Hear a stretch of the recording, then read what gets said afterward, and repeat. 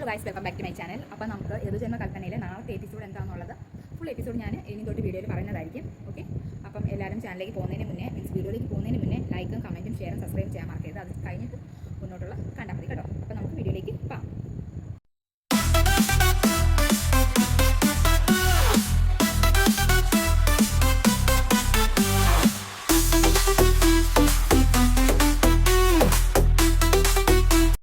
നാളത്തെ എപ്പിസോഡ് കാണാൻ പോകുന്നത് പറഞ്ഞാൽ ഓൾറെഡി നമ്മൾ ലാസ്റ്റ് എപ്പിസോഡ് ക്ലോസ് ചെയ്തെന്ന് വെച്ചാൽ നമ്മുടെ അശ്വിൻ്റെ ചിലക്ക് ശ്രുതി കൊതുവിനെ അടിക്കുന്നതായിട്ടാണ് കാണിക്കുന്നത്. അപ്പോൾ ഭയങ്കര ദേഷ്യമായിട്ട് അശ്വിൻ അവിടെ നിൽക്കുന്നതാണ് നമ്മൾ കാണുന്നത്.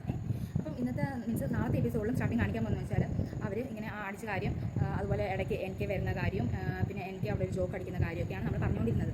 അപ്പം എനിക്ക് നമ്മുടെ അശ്വിനാണെങ്കിൽ ഭയങ്കര ദേഷ്യത്തിലാണ്. അപ്പം ശ്രുതിയോട് നീ ഇവിടുന്ന് പോകും, പെട്ടെന്ന് പോകും, നീ എന്ത് കാണിച്ചുകൊണ്ടിരിക്കുന്നതെന്ന് പറഞ്ഞിട്ട് ഇങ്ങനെ ദേഷ്യപ്പെട്ടുകൊണ്ടിരിക്കുക. അപ്പം ഇടയ്ക്ക് എനിക്ക് കയറി വരും, എന്നിട്ട് പറയും ഈ കൊതുവിനെ കൊന്നില്ലായിരുന്നെങ്കിൽ എന്തായിരുന്നു അശ്വിന് ലവേരിയെ പിടിക്കുമായിരുന്നു. അപ്പം പെട്ടെന്ന് ശ്രുതി പറയും അയ്യോ അതല്ല മലേറിയ. അങ്ങനെ അവൾ കറക്റ്റ് ചെയ്തുകൊണ്ടിരിക്കും. അങ്ങനെ ഒന്നോ രണ്ടോ ജോക്സ് ഇവിടെ എനിക്ക് പറയുന്നതിനനുസരിച്ച് ഇവിടെ കറക്റ്റ് ചെയ്തുകൊണ്ടിരിക്കുകയാണ്. പക്ഷേ അതൊക്കെ കേട്ടുകൊണ്ട് അശ്വിനാകെ ആകെപ്പാടെ പൊട്ടിത്തെറിച്ചൊരു രീതിയിലാണ്, ഭയങ്കര ദേഷ്യപ്പെട്ട് ഇങ്ങനെ ആ ഒരു മൂലാണ് അവിടെ നിൽക്കുന്നത്. എന്നിട്ട് പെട്ടെന്ന് ശ്രുതിയോട് പറയും നീ ഇവിടുന്ന് ഇറങ്ങി ഗെറ്റ് ഔട്ട് എന്ന് പറയും 2-3 പ്രാവശ്യം. അത് കഴിഞ്ഞ് പെട്ടെന്ന് എനിക്ക് അവിടുന്ന് ശ്രുതിയെ വിളിച്ചുകൊണ്ട് അവിടുന്ന് പോവുകയാണ് ചെയ്യുന്നത്.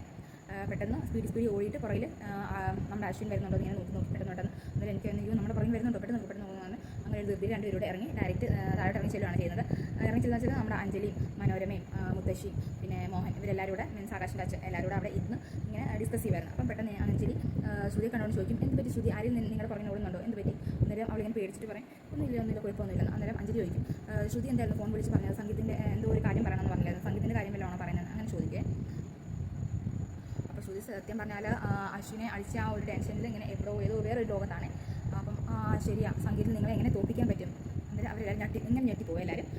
അത് എനിക്ക് പറയും അല്ലല്ല നിങ്ങളെ എങ്ങനെ ജയിക്കാൻ പറ്റും എന്നുള്ള, അങ്ങനെ നമുക്കൊരു കോമ്പറ്റീഷൻ വെക്കാമെന്ന്. അപ്പം എനിക്ക് അവിടെ എനിക്ക് മനസ്സിലാവത്തില്ല, മലയാളത്തിൽ എന്തോ ഒരു ഇതാണ് പറയുന്നത്.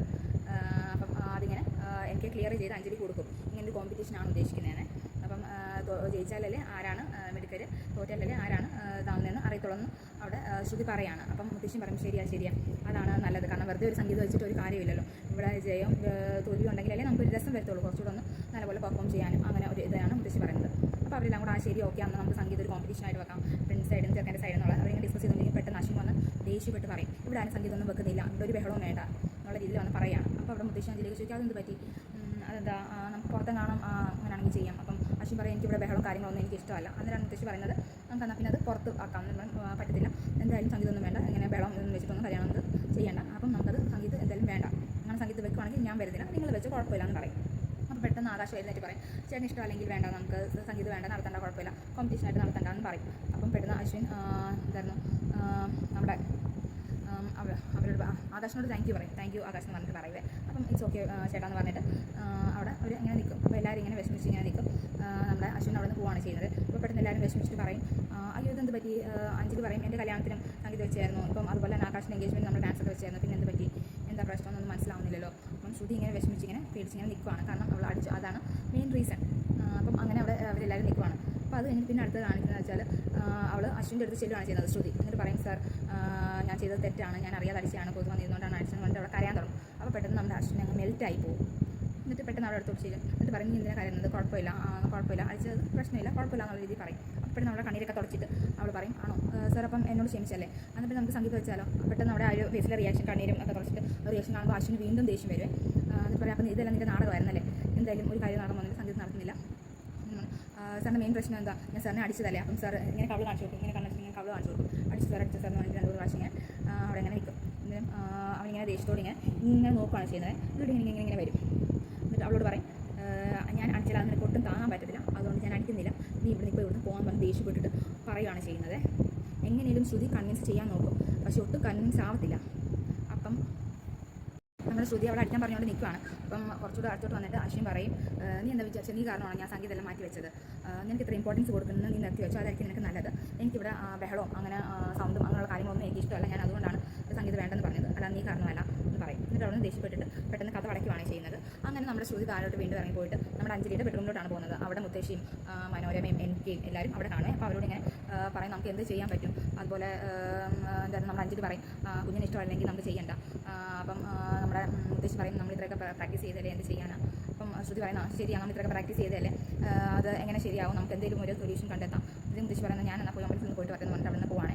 അപ്പോഴത്തേക്കും കഴിയുമ്പോഴത്തേക്കും അവിടെ എന്തൊക്കെയോ എന്തോ ഒരു സൗണ്ട് വരും, എന്തോ ഒരു സംഭവത്തിൻ്റെ സൗണ്ട് വരും. അപ്പം ശ്രുതി പറയും ഇത് സൗണ്ട് എവിടുന്ന നിർത്തുന്നുണ്ടോ എന്നിട്ട് അവിടെ പറയും എന്നാൽ അത് അശ്വിൻ സാറിന് ഇഷ്ടമല്ല അതുകൊണ്ട്. അപ്പോൾ നമുക്ക് പെട്ടെന്നൊരു ഐഡിയ വരുന്നത് നമ്മൾ എല്ലാവരും ഒന്ന് ഒരു പെട്ടെന്നൊരു ഐഡിയ വരും. മീൻസ് എല്ലാവരും ഒന്ന് മിണ്ടാതായാലും ചിലപ്പം ഓക്കെ പറയുമായിരിക്കുന്നു. അങ്ങനെ അവൾ എല്ലാവരും വിളിച്ചിട്ട് ആ ഒരു ഐഡിയ പറയുന്നതാണ്. മീൻസ് ഇനി ഇവിടെ ആരും ഒരു സൗണ്ട് പോലും ഉണ്ടാക്കരുത്, അപ്പം നമുക്ക് ആരോടും മിണ്ടുമൊന്നും വേണ്ട, അങ്ങനെ ഒരു ഇത് നമുക്ക് ചെയ്യാം എന്നുള്ള രീതിയിൽ. അപ്പം അത് കഴിഞ്ഞിട്ട് പിന്നെ അശ്വിൻ്റെ ആ ഒരു ഭാഗമാണ് പിന്നെ കാണിക്കുന്നത്. അശ്വിൻ ഫോൺ കോളിലായിട്ട് ഇങ്ങനെ സംസാരിച്ചുകൊണ്ടിരിക്കുകയാണ്. അത് കഴിഞ്ഞിട്ട് പെട്ടെന്ന് കാര്യത്തിനെ വിളിച്ചിട്ട് ചോദിക്കും ഫുഡ് റെഡി ആയിട്ടുണ്ടോ, രാവിലെയുള്ള ഫുഡ് റെഡി ആയിട്ടുണ്ടോ എന്ന് ചോദിക്കും. അപ്പോൾ കാര്യത്തിന് ഇങ്ങനെ തല കുലുക്കും, 2 പ്രാവശ്യം ചോദിക്കും, ഇങ്ങനെ തല കുലുക്കും, ഒന്നും മിണ്ടത്തില്ല. കാരണം അവന് സൗണ്ട് ഇഷ്ടമല്ലോ, അശ്വിൻ സൗണ്ട് ഇഷ്ടമല്ലല്ലോ. എന്നിട്ട് അവിടെ അങ്ങ് പോകും. അന്നേരം പെട്ടെന്ന് അശ്വിൻ വിചാരിക്കും ഇതെന്ത് പറ്റി ഒന്നും സംസാരിക്കാത്തത്. പിന്നെ അത് കഴിഞ്ഞിട്ട് പെട്ടെന്ന് താഴോട്ട് ഇറങ്ങി പോവാണ് ചെയ്യുന്നത് അശ്വിനെ. അപ്പോഴാണ് മനോരമ കാണുന്നത്. മനോരമയുടെ പെട്ടെന്ന് ഫോൺ റിങ് ചെയ്യും. ഫോൺ റിങ് ചെയ്യുമ്പോൾ ഇങ്ങനെ എടുക്കാൻ പോകുമ്പോഴേക്കും അശ്വിനെ കണ്ടിട്ട് ഫോൺ എടുക്കാതാവും മനോരമ. എന്നിട്ട് ഇങ്ങനെ ആക്ഷൻ കാണിക്കും. എന്നിട്ട് പറയും അശ്വിനോട് എടുക്കാൻ പറയും. എന്നിട്ട് പറയും ഇവിടെ ഇല്ലെന്ന് പറയാൻ. അപ്പോൾ അങ്ങനെ അശ്വിൻ കോൾ എടുത്തിട്ട് പറയും ആൻറ്റി ഇവിടെ ഇല്ല, പിന്നെ വരുമ്പോൾ വിളിച്ചോളൂ എന്ന് പറയും. അപ്പം വീണ്ടും അവൻ വിചാരിക്കും എന്ത് പറ്റി, മനോരമയും മിട്ടുന്നില്ലല്ലോ, എന്ത് പറ്റി എന്താണെന്ന് ചോദിക്കുമ്പോൾ ഒന്നും പറഞ്ഞില്ല. ഇങ്ങനെ വെറുതെ ഇങ്ങനെ ഒരു ആക്ഷൻ കാണിച്ചിട്ട് പോവാണ്. അത് കഴിഞ്ഞ് പെട്ടെന്ന് താഴോട്ട് ഇറങ്ങി വരുമ്പോഴേക്കും കോളിംഗ് ബെൽ അടിക്കുക. അപ്പം മുത്തശ്ശി ആണ് അമ്പലത്തിൽ നിന്ന് പോയിട്ട് വരും. മുത്തശ്ശി ഇങ്ങനെ ഒന്നും മിട്ടായോ, മുത്തശ്ശി എവിടെ പോകാൻ ചോദിക്കും. അപ്പം മുത്തശ്ശി ഇങ്ങനെ കാണിക്കും. അപ്പോൾ മനസ്സിലാവും അമ്പലത്തിൽ പോയതാണ്. അന്നേരം വിചാരിക്കും എന്ത് പറ്റി, മുത്തശ്ശി എന്ത് പറ്റി ഒന്നും സംസാരിക്കുന്നില്ലല്ലോ, എന്താണ് പ്രശ്നം. അങ്ങനെ അവൻ ഡൈനിങ് ടേബിളിൽ വന്നിരിക്കും. അപ്പം ബാക്കിയുള്ളവർ എല്ലാവരും അഞ്ജലി, മോഹനും എനിക്കെയും മനോരമയും നമ്മുടെ ശ്രുതിയും എല്ലാവരും അവിടെ കാണുവേ. അപ്പം എല്ലാവരും ഇങ്ങനെ പാത്രത്തിനൊക്കെ സൗണ്ട് ഉണ്ടാകുമ്പോൾ ശ്രുതി ഇങ്ങനെ പറയും ഷൂ എന്നിങ്ങനെ പറയില്ല, സൗണ്ട് ഉണ്ടാക്കരുത്. അപ്പോൾ അവൻ പെട്ടെന്ന് വെള്ളം എടുത്ത് വയ്ക്കുമ്പോൾ എല്ലാവരും അവനിങ്ങനെ നോക്കുവേ. അപ്പോൾ അവനിങ്ങനെ ഓരോന്ന് ചോദിക്കുമ്പോൾ ഓരോരുത്തർ ഇങ്ങനെ ആക്ഷനിലായിരിക്കും. നമ്മുടെ അഞ്ജലി അവിടെ ഇല്ല കേട്ടോ, നമ്മുടെ മുത്തശ്ശിയാണെങ്കിലും മനോരമയാണെങ്കിലും എനിക്കാണെങ്കിലും എല്ലാവരും ആക്ഷനിലായിരിക്കും അവിടെ എല്ലാം ചെയ്യുന്നത്. അപ്പോൾ അശ്വിൻ എന്തോ ഒരു പന്തികേട് തോന്നുന്നു. എല്ലാവരും ചോദിക്കുക എന്താ എല്ലാവരും ഇങ്ങനെ ബിഹേവ് ചെയ്യുന്നത്, എന്താ നിങ്ങൾക്ക് എല്ലാവർക്കും പറ്റിയത് ഒന്ന് പറയാൻ പറഞ്ഞിട്ട്. അപ്പോൾ അവനിങ്ങനെ പായസം എടുത്തിങ്ങനെ ഒഴിക്കുമ്പോൾ പെട്ടെന്ന് ശ്രുതി അത് കാണുന്നിട്ട് ഇങ്ങനെ ആക്കും. എന്നിട്ട് എല്ലാവരോടും പറയും ഇങ്ങനെ പറയാൻ. അപ്പോൾ എല്ലാവരും ഇങ്ങനെ ആക്കും. എന്നിട്ട് പിന്നെ ആരോ അവിടെ പറയും അത് മധുരം വിട്ടതാണ്, അത് കഴിക്കേണ്ട. അപ്പം അന്ന് പിന്നെ നിങ്ങൾക്ക് അതൊന്ന് പറഞ്ഞാൽ പോലെ അശ്വിൻ ചോദിക്കും എന്താ നിങ്ങൾ പറയാത്തതെന്ന്. അങ്ങനെ അവിടെ എന്തായിരുന്നു എല്ലാവരും സൗണ്ട് കുറച്ച് സൗണ്ടൊന്നും എടുക്കാതെ അങ്ങനെ ആ ഒരു ഡൈനിങ് ടേബിളിൽ ഇരിക്കുന്നതായിട്ടാണ് ലാസ്റ്റ് നമ്മുടെ എപ്പിസോഡിൽ കാണിക്കുന്നത്. അപ്പോൾ നമ്മുടെ നാളത്തെ ഒരു എപ്പിസോഡ് 19-ാം തീയതി നവംബറിലെ ഒരു എപ്പിസോഡാണ് ഞാൻ ഇന്ന് പറഞ്ഞത്. അപ്പം മറക്കാതെ എല്ലാവരും ഒന്ന് ലൈക്കും കമൻറ്റും ഷെയറും സബ്സ്ക്രൈബും ചെയ്യുകയാണെങ്കിൽ അടുത്ത വീഡിയോസ് ഞാൻ നെക്സ്റ്റ് ഡേക്കുള്ള വീഡിയോ ആയിരിക്കും ഇടുന്നത്. ഓക്കെ, അപ്പം ആരും പെട്ടെന്ന് പോവാതെ പെട്ടെന്ന് ഒന്ന് ലൈക്കും കമൻറ്റും ഷെയറും സബ്സ്ക്രൈബും ചെയ്തേ. അപ്പം ഇനി അടുത്ത വീഡിയോ വരുന്നതായിരിക്കും. എല്ലാവർക്കും ബൈ, ടേക്ക് കെയർ.